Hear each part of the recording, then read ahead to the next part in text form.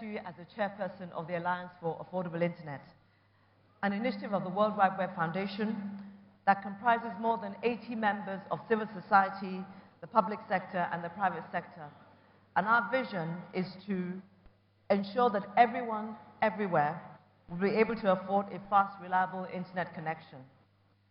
But I also stand before you this morning as a former policy maker who had a relentless focus on increasing connectivity in Nigeria through collaborative policy design and implementation.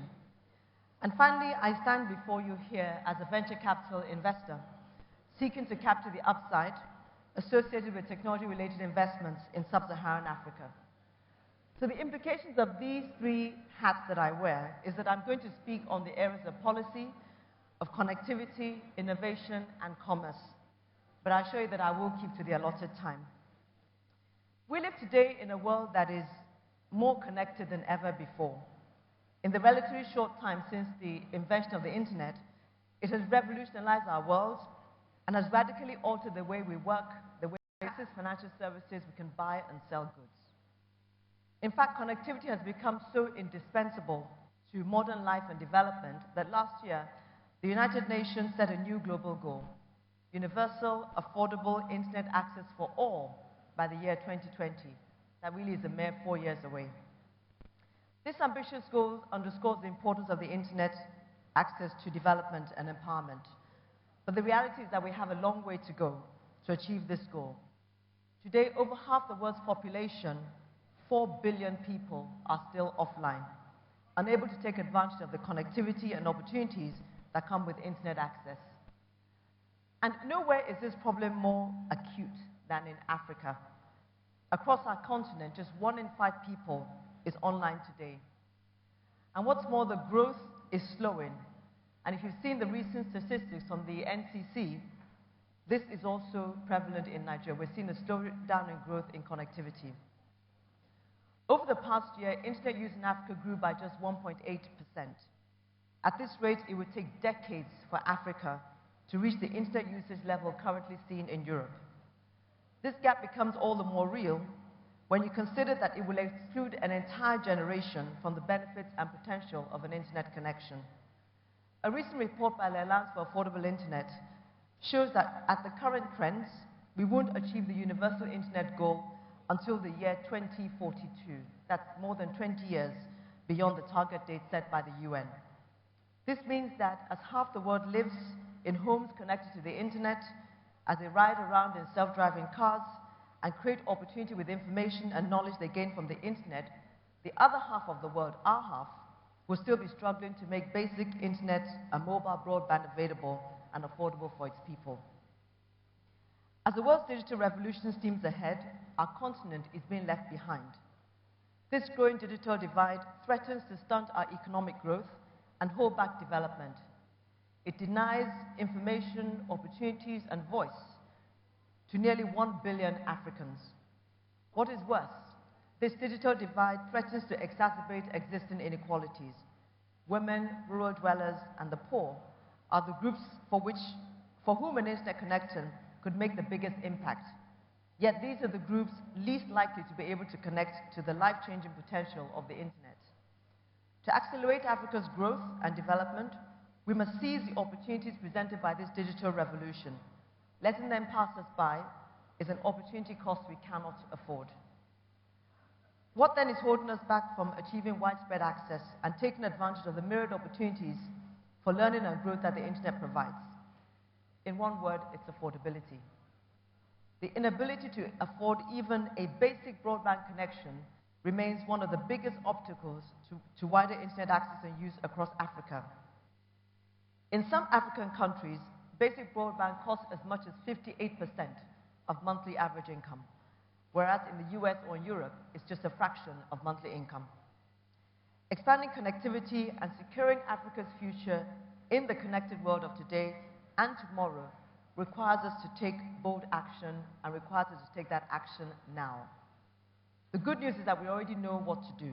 We have the tools, we have the know-how to tackle this challenge. And there are 3 clear steps that we need to take. First one is to prioritize, second is to collaborate, and the third is to create.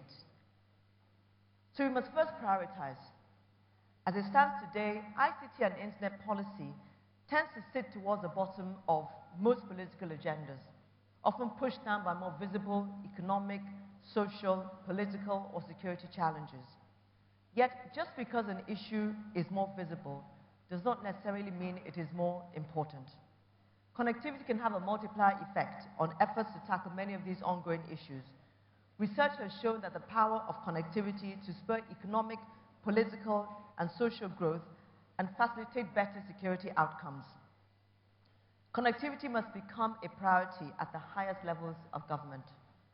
The global community has underscored the importance of an internet connection through the UN Sustainable Development Goals, calling for universal affordable internet access by the year 2020. The World Economic Forum has identified internet access and adoption as one of the key global challenges of our time and is addressing this challenge through the Internet for All initiative. It is now time for Africa's national and regional governments alike to take action towards this goal and to place internet access and use at the top of their agendas. The good news is that there are a few national and regional initiatives. One of them is here in Nigeria. Linda Sentuwafo mentioned the Nigeria Broadband Plan. It's a plan that was developed by a presidential committee in 2013, and it includes a connectivity target of 30% by the year 2017. Today, our broadband penetration stands at 4%, which is more than double what it was when the plan was launched. But in the light of the new UN goal and the slowdown in growth that we're witnessing, we need a new and more ambitious target, and we need to do much, much more than we're doing now to achieve it. If we look at some regional initiatives, the Northern Corridor countries, the governments of the Northern Corridor countries of Rwanda, Kenya, Uganda, South Sudan, and Ethiopia, with a total of 160 million people, 76% of their population without internet access, have committed to work together to bring between 40 and 75 million of those people online by 2020. They're receiving the full support of the World Economic Forum through the Internet for All initiative. On a continent-wide basis, we have the Smart Africa initiative. At the Transform Africa Summit held in Kigali, Rwanda in 2013, it was declared the years 2016 to 2025 was declared the decade of African development through ICT. Smart Africa is a continent-wide initiative born out of the Transform Africa Summit and is based on 5 key principles: putting ICT at the center of Africa's socio-economic development, improving access to ICTs for all Africans, especially broadband, improving accountability, efficiency, and openness through ICT, putting the private sector first, and leveraging ICT to promote sustainable development. Smart Africa is committed to attracting $300 billion of investment in the Africa ICT sector. It is chaired by none other than the President of Rwanda, His Excellency President Paul Kagame, and has the presidents of Angola, Gabon, South Sudan, Senegal, Mali, Chad, Burkina Faso, Cote d'Ivoire, as well as the Secretary General of the ITU and the African Union Commissioner for Infrastructure and Energy as board members. I believe Nigeria has now joined the Smart Africa initiative. One of the most influential Africans in the ICT policy space, Dr. Hamadou Touré, who was the immediate past Secretary General of the ITU, is the founding executive secretary of the Smart Africa initiative. And so when we see at the national, regional, and continent-wide levels, if we prioritize these connectivity initiatives at the highest levels of governance, and we make sound plans for implementation and execution, we can accelerate progress towards closing the growing digital divide in Africa. Secondly, we must collaborate. Governments must work together with service providers, with civil society, and other stakeholders to develop and put in place policies needed to make affordable, universal internet access across the continent a reality. These policies must take into consideration local barriers to access and affordability. They must set out and work towards the ambitious 1 for 2 affordability target, that is 1 gigabyte of mobile broadband priced at 2% or less of average monthly income. Our research has shown that if countries were to achieve this 1 for 2 target, all segments of society, even the lowest group of income earners, would be able to afford a basic connection. We must work together to end the stubborn trend of digital inequality of women and the poor by investing in public access solutions and digital skills education. And we must replace short-sighted measures which jeopardize affordability and ultimately penalize the poor, such as luxury tariffs on devices and services, excess royalties on technology patents, or multiple sales taxes on airtime, with a more long-term approach that encourages the growth of jobs and innovation through a diversified ICT sector. A vivid and unfortunate example of such a measure can be found here in Nigeria, where the National Assembly is currently debating a bill that will introduce a new consumer service tax that could add as much as 9% to the cost of communication services for all Nigerians. Instead, we must work to create environments that encourage continued growth and investment and continued commitment to the development of local economies.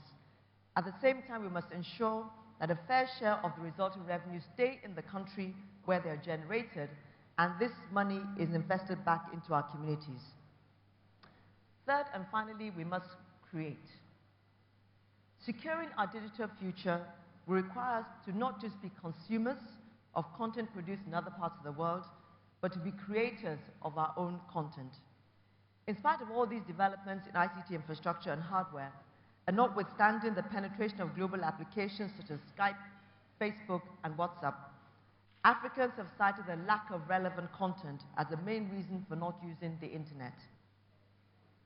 In my view, our future in a connected world will be determined by our ability to seize the opportunities for growth and empowerment provided by an internet connection.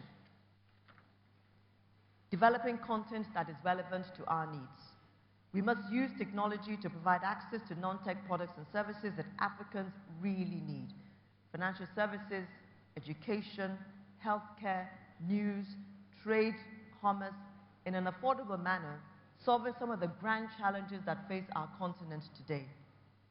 Technology such as the internet and the mobile-enabled smartphones, innovation around those two things provide viable solutions in this context. And why do I say this? Some statistics. 70% of Africans are covered by a mobile signal. 40 to 50% are not covered by an energy grid.